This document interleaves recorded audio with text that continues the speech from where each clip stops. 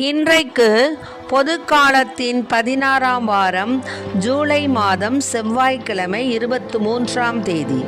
இன்று புனித பிரிஜித் துறவி அவர்களுடைய நினைவு விழா. இன்று தேவன் நமக்கு தரும் ஜீவ நீர் ஊற்றான இறை வார்த்தைகள் புனித மத்தேயு எழுதிய நற்செய்தி 7:12 இறை வார்த்தைகள் 46 50 முடிய. அக்காலத்தில் மக்கள் கூட்டத்தோடு இயேசு பேசிக்கொண்டிருந்த போது அவருடைய தாயும் சகோதரர்களும் வந்து அவருடன் பேச வேண்டும் என்று வெளியே நின்று கொண்டிருந்தார்கள். ஒருவர் இயேசுவை நோக்கி, அதோ உம் தாயும் சகோதரர்களும் உம்மோடு பேச வேண்டும் என்று வெளியே நின்று கொண்டிருக்கிறார்கள் என்றார். அவர் இதை தம்மிடம் கூறியவரை பார்த்து, என் தாய் யார், என் சகோதரர்கள் யார் என்று கேட்டார். பின் தம் சீடர் பக்கம் கையை நீட்டி, என் தாயும் சகோதரர்களும் இவர்களே, விண்ணகத்தில் உள்ள என் தந்தையின் திருவுளத்தை நிறைவேற்றுபவரே என் சகோதரரும் சகோதரியும் தாயும் ஆவார் என்றார். ஆண்டவரின் அருள்வாக்கு. கிறிஸ்துவே மக்கு புகழ். என் தெய்வம் என்னில் வா, என்னோடு உறவாடவா, என் உள்ளம் உன்னில்லம் ஆகிடவா, என்னை நீ ஆளவா. என் தெய்வம் என்னில் வா, ஆகத்தி நீரோலை ஆகற்றும் ஆரோலை பொழிவாய் நின் வரவா. ஆகத்தி நீரோலை ஆகற்றும் ஆரோலை பொழிவாய் நின் வரவா.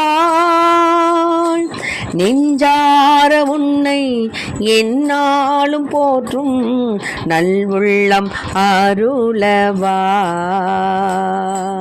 நெஞ்சார உன்னை எந்நாளும் போற்றும் நல்வுள்ளம் அருளவா. என் தெய்வமே மகிமை மன்னவா, என் தெய்வமே மகிமை மன்னவா. என் தெய்வம் என்னில் வா, என்னோடு உறவாடவா, என் உள்ளம் உன்னில்லம் ஆக்கிடவா, என்னை நீ ஆளவா. என் தெய்வம் என்னில் வா. இன்றைக்கு நம் தேவன் தரும் ஜீவ நீர் ஊற்றான இறை வார்த்தைகளை பார்த்தோம். அதில் ஏசப்பா சொல்கிறாங்க, கூட்டத்தோடு அவங்க பேசிகிட்டு இருக்கப்போ அவங்களுடைய அம்மாவும் சகோதரர்களும் வந்தாங்க. வந்தப்போ அவங்க பேசணும் அப்படின்னு வெளியில் நின்றுட்டு இருந்தாங்க. அப்போ என்ன செய்தாங்க, ஒருவர் போய் இயேசுவை நோக்கி, உங்கள் அம்மாவும் சகோதரரும் வந்திருக்காங்க அப்படின்னு சொல்லும்போது என்ன ஏசப்பா சொன்னார், என் தாய் யார், என் சகோதரர்கள் யார் அப்படின்னு சொல்லிட்டு சீடர் பக்கம் அவள் கையை காமிச்சு, இவங்க தான் என் தாயும் சகோதரர்களும், இவர்களே விண்ணகத்தில் உள்ள என் தந்தையின் திருவுளத்தை நிறைவேற்றுபவரே. இதான் பாயிண்ட்டு. இன்றைக்கு தேவன் நமக்கு தரும் ஜீவ நீர் ஊற்றான இறை வார்த்தைகள் என்ன தெரியுமா? என் தந்தையின் திருவுளத்தை நிறைவேற்றுபவரே, விண்ணகத்தில் உள்ள என் தந்தையின் திருவுளத்தை நிறைவேற்றுபவரே என் சகோதரர் சகோதரி தாய். ஆக அவர்கள் ஏற்கனவே அவர்கள் தாயும் சகோதரர்களும் அவருக்கு தெரியும். ஆக இந்த இடத்துல அவங்கள மரியாதை இல்லாமல் பேசுகிறாங்கன்னு அர்த்தம் கிடையாது.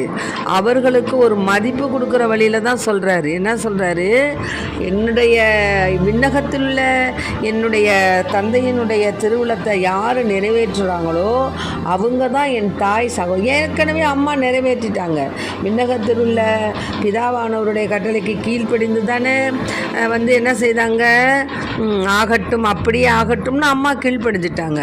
சீடர்களும் கீழ்ப்படிஞ்சு தான் இயேசு கூப்பிட்ட உடனே வந்தாங்க. ஆக அவங்கள அவர் புறக்கணிக்கலை, அவங்களுக்கு மரியாதை இல்லாமல் சொல்லலை. ஆனால் அவங்கள என்ன சொன்னார், அவர்களை முன்னிறுத்தி அவர் இந்த பாடம் பாடத்தை நமக்கு கற்பிக்கிறார். என்ன பாடம்? விண்ணகத்தில் உள்ள என் தந்தையின் திருவுளத்தை நிறைவேற்றுங்க. அதான் அர்த்தம். அப்போ விண்ணகத்தில் உள்ள நம் தந்தையினுடைய திருவுளம் என்ன அப்படின்னா, இறைவனுடைய கட்டளைகளுக்கு நாம் கீழ்ப்படிந்து நடப்பது. நம்முடைய வாழ்க்கையில், நம்முடைய செயல்பாடுகளில், நம்முடைய சொல்லில், நம்முடைய செயலில், நம்முடைய தான தர்மத்தில், இன்னுமாக பல வழிகளில் நம்ம இயேசுவினுடைய விண்ணகத்தில் உள்ள தந்தையினுடைய திருவுளத்தை நம்ம நிறைவேற்றணும். நம்முடைய வாழ்க்கையில் நமக்கு எத்தனையோ காரியங்கள் வருது, எவ்வளவோ நேரங்கள் கிடைக்குது.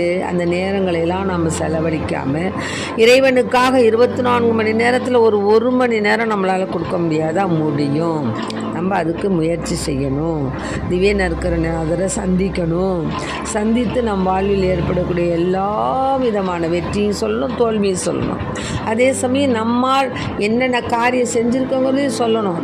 உலக முடிவில் ஜீவநூல் புத்தகத்தில் நம்ம பெயர் எழுதப்பட வேண்டும் என்றால் அங்கே சொல்லுவார், வந்தியா ரெஜினாவா, வாமா வா, என்னென்ன செஞ்ச நீ, எனக்காக நீ என்ன செஞ்ச அப்படின்னு கேட்கும்போது, நான் ஒன்றுமே செய்யலை சாமி, நான் உலகத்தில் தேமேன்னு இருந்தேன், நான் நல்லா சாப்பிட்டேன், நல்லா என்னுடைய உலகப்புறமான காரியங்கள்லாம் கவனிச்சுக்கிட்டேன், அந்த சொத்தை செத்தேன், அவ்வளோ மாடு வீடு அல்ல. இன்னும் அதெல்லாம் நமக்கு தேவையில்லைம்மா. நீ என்னம்மா செஞ்ச, எனக்காக நீ என்னம்மா செஞ்ச, அதைத்தான் கேட்பார். சபை உரையாளரை படித்து பாருங்கள். அதை படிச்சிட்டோம்னா நம்மளுக்கு உலகத்தில் வாழ்வதே வீண் என்று தெரியும். அவ்வளோ எல்லாமே வீணிலும் வீணுங்கிறார் சபை உரையாளர். ஆகவே அருமையான பிள்ளைகளை, நம்முடைய வாழ்க்கையில் எவ்வளவோ நாட்களை கொடுத்துருக்காரு. நம்மளுக்கு கொடுத்த நாளெல்லாம் கிஃப்ட்டு, இனி வரக்கூடிய நாளெல்லாம் நம்மளுக்கு கிஃப்ட்டு, போனஸு. அந்த போனஸ் நேரத்தில் நம்ம என்ன செய்யணும்? ஏசப்பாவை மகிமைப்படுத்தணும், அவர் சொன்ன காரியத்தெல்லாம் செய்யணும், அவருடைய கட்டளைகளுக்கு கீழ்ப்படியணும், பொறுமையோடு நடக்கணும். இன்னென்ன காரியங்களை நம்ம செய்தோம் ஏசப்பாவுக்குங்கிறத நம்ம பட்டியல் போடணும். சும்மா உட்காந்துக்கிட்டு எப்போ பார்த்தாலும் சரி பார்த்துக்கலாம் என்னப்போ வயசாகிடுச்சு, நம்ம இப்பெல்லாம் அனுபவிக்கிறதெல்லாம் அனுபவிச்சுக்கலாம், செய்கிறதெல்லாம் செஞ்சுக்கலாம். வாலிப பிள்ளைகளே, இந்த எண்ணத்தை வச்சுக்காதீங்க. இன்றே தேவனுக்கு உகந்த பிள்ளைகளாக மாறணும். நம்ம வயசானோன்னு பார்த்துக்குவோம். அப்போ போய் நம்ம ஏசப்பா நன்றிப்பான்னு சொல்லிக்கலான்னு மனசில் கொஞ்சம் கூட நினைக்காதீங்க. இன்று இரவு நாம் விழுந்து எழுவோமா? அது நம்ம கையில் இல்லை. அப்படி இருக்கும்போது நாம் இதெல்லாம் காலத்தெல்லாம் பொன் போல கருதணும். இதெல்லாம் புடமிட்டு பார்க்கக்கூடிய தேவனுக்கு நம்மால் இயன்ற நல்ல காரியங்களெல்லாம் நம்ம செய்யணும். செஞ்சோம்னா தான் இயேசுவில் நாம் காணும் புது உறவு நமக்கு கிடைக்கும். பல நேரங்களில் இயேசு விரும்பியது போல உண்மையாக இருப்பதில்லை இந்த யதார்த்தம் நம்மை காயப்படுத்துகிறது. ஆமாம், சில நேரங்களில் நம்மளால் உண்மையாக இருக்க முடியல, உண்மையான செய்தியை எடுத்து சொல்ல முடியல. சில நேரங்களில் நம்ம மௌனமாக இருக்கிறோம், எதிர்த்து சொல்ல வேண்டிய காலகட்டத்தில் மௌனமாக இருக்கிறோம், மௌனமாக இருக்கிற காலத்தில் வாய் பேசுகிறோம். இப்படியாக நம்முடைய நிலைமைகளும் நமக்கு சாதகமாக இல்லை என்றாலும் அதை நாம் தேவனுக்கு சாதகமாக பயன்படுத்தணுமே தவிர நம்ம பாட்டுக்கு நம்ம இஷ்டத்துக்கு ஒரு தீமை வச்சுக்கிட்டு நம்ம இஷ்டத்துக்கு ஒன்று செய்யக்கூடாது. அதைத்தான் இங்கே வலியுறுத்துகிறார் ஆண்டவர். என்ன வலியுறுத்துகிறார்னா, உண்மையாக இருக்க வேண்டும், தேவனுக்கு பிரியமுள்ள பிள்ளைகளாக நாம் வாழ வேண்டும். ஏனெனில் குடும்ப உறவுகளை கடந்து நம்மை பற்றி சிந்திக்கக்கூடிய இடத்தில் இருக்கிறார் இயேசு. அதனால தான் நம்ம குடும்ப உறவை விட தாயையும் சகோதரர்களையும் எடுத்துக்காட்டுகளாக அவர் நிராகரித்து விட்டார் என்று சொல்வதை விட தாய் மற்றும் சகோதரர்கள் என்ற பந்தம் நம்பிக்கையாளர் கூட்டத்துக்கு நீட்டிக்கப்படுகிறது அப்படின்னு சொல்கிறது தான் சரியானது. ஆக அன்பார்ந்த பிள்ளைகளே, நம்முடைய வாழ்க்கையில் தேவனுக்கு உகந்த பிள்ளைகளாக நடந்து அவருடைய தாயாகவும் அவருடைய சகோதரர்களாகவும் வாழ இறைவனை மன்றாடுவோம். ஆமென். Praise the Lord. மரியே வாழ்க. இயேசுவுக்கு புகழ். இயேசுவுக்கு நன்றி. இயேசுவின் ரத்தம் எங்கள் ஜெயம்.